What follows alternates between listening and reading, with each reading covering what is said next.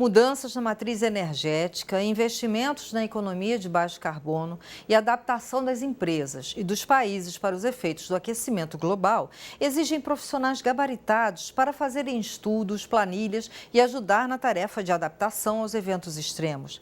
É uma era de desafios, sim, mas também de muitas oportunidades. Segundo o relatório divulgado pela OIT em 2012, o equivalente a 1,5 bilhão de pessoas serão afetadas pela transição para uma economia verde. Dezenas de milhões de empregos já foram criados por esta transformação. Por exemplo, o setor de energia renovável já emprega cerca de 5 milhões de trabalhadores, mais do que o dobro do número de empregos entre 2006 e 2010. Para falar sobre esta importante tarefa de profissionalizar pessoas para trabalhar na economia verde, a série Empreendedorismo e Sustentabilidade do programa Entrevista traz hoje Ricardo Terra, diretor técnico do Senai. Ricardo, obrigada pela sua presença. Obrigado. Eu queria te perguntar o seguinte, nós temos um processo histórico que começa lá no modelo de aprendizagem dos ofícios manufatureiros no século XIX. E de lá para cá muita coisa mudou. Hoje a gente está vivendo um período onde é necessário capacitar pessoas para essa transição para uma economia de baixo carbono. Fala um pouco para nós como é que é esse desafio, Ricardo. Olha, é um bom desafio. Primeiro porque a gente tem a oportunidade de certamente ter uma estrutura de produção mais limpa por parte das empresas. E isso é um aspecto que as empresas já vêm perseguindo há muito tempo, principalmente no setor industrial. A gente percebe isso diariamente. Acho que se tem alguém que entende da área ambiental neste país, são as indústrias. E nesse sentido, a formação profissional sob demanda do Senai tem que acompanhar esse movimento. Então, alguns exemplos que trago aqui, nós usamos, por exemplo, todos os fluidos que são usados na área de usinagem, no Senai, são fluidos biodegradáveis.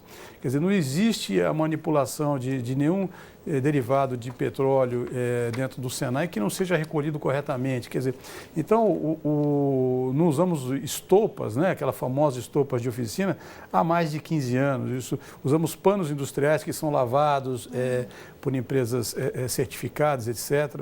Então, tudo isso são movimentos que o aluno vai vivenciando ao longo da sua formação profissional, no sentido de mostrar para ele a importância dessa questão da produção mais limpa e principalmente da questão ambiental. Inclusive, o documento final da Rio+20, que se chamava O Futuro que Queremos, aponta isso, a economia verde como um dos motores para o desenvolvimento sustentável e erradicação da pobreza.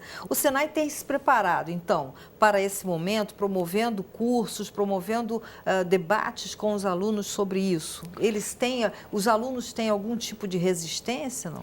Olha, a juventude brasileira é uma juventude muito crítica, assim como toda a juventude hoje presente no mundo. Mas quando você trabalha com eles a questão do conceito, a fundamentação, etc., isso começa a fazer sentido para eles, a gente não encontra nenhuma dificuldade em discutir esses aspectos com eles, né? E é importante destacar que hoje, para a indústria brasileira, no patamar em que ela está, o Senai não desenvolve apenas formação profissional, o Senai também desenvolve estratégias vocacionadas à inovação e à tecnologia. E nesse campo, principalmente da inovação e tecnologia, a gente tem estimulado os alunos com projetos, com essa questão voltada para a produção mais limpa ou para, na realidade, a reciclagem. A indústria da reciclagem tende a crescer muito no nosso país. Um exemplo que eu trago aqui para vocês é a questão do óleo comestível. O óleo comestível hoje, ele não pode mais ser descartado, ele tem que ser recolhido. Então, há de se fomentar neste momento pequenos empreendimentos que possam fazer a coleta desse óleo, uma pequena filtragem, isso agrega um valor imenso ao produto e que dê escala para a coleta, porque eu preciso ter, na realidade, uma escala localmente para que um caminhão, tanque, por exemplo, possa recolher isso, ser a base de um combustível que é o biodiesel, um exemplo de aplicação do óleo comestível. Sim. Filtrado. Então, esse é um dos exemplos que eu trago aqui, mas são inúmeros exemplos na realidade, de ações que nós estamos tomando, principalmente com as escolas que estão cravadas dentro de grandes cidades.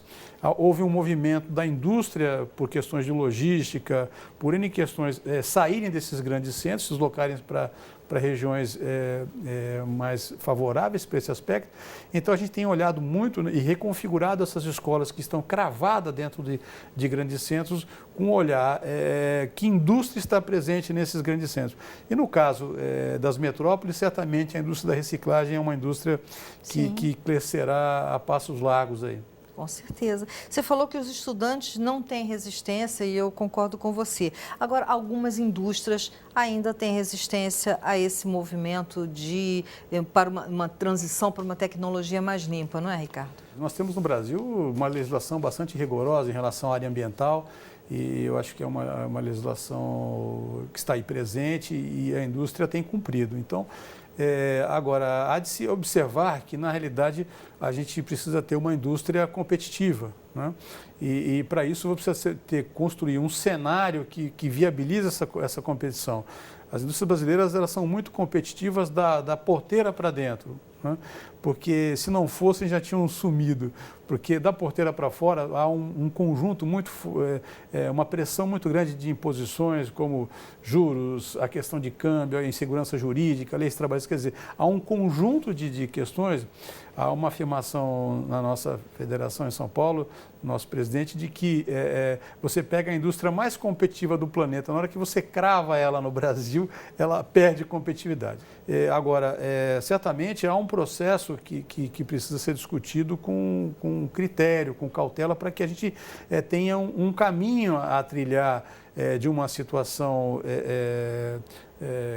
que é atual para uma situação que se pretende ter no futuro. E esse processo que eu reforço, deve ser um processo negociado, uma vez que você expõe a questão, você trabalha a questão ambiental e pode acabar com o emprego.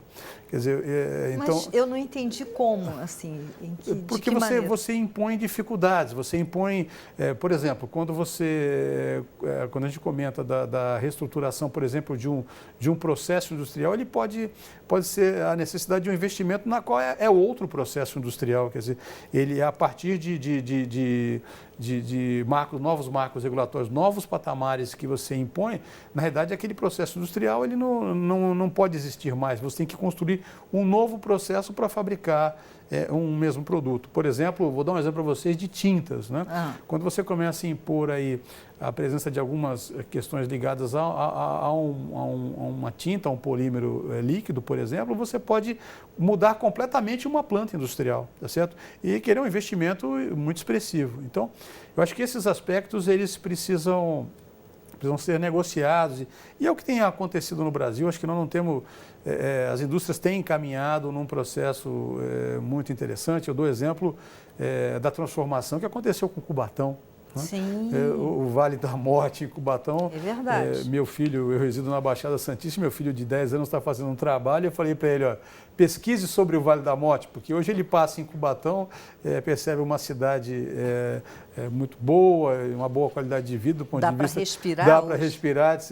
E é um jovem, uma criança de 10 anos, portanto, não vivenciou. Então, quer dizer, esse aspecto de que a indústria tem acompanhado esses movimentos é fato no Brasil, ela tem sido muito responsável e tem participado, inclusive, das discussões ligadas aos marcos regulatórios, né? Sim, em parte por conta também da legislação mais rígida, né, Com Ricardo? certeza. Quer dizer, de alguma forma, essa parceria com o Estado é importante para esse processo? Certamente, senão você, como eu lhe falei, você inviabiliza projetos aí. A gente tem, acho que, caminhos a seguirem, né?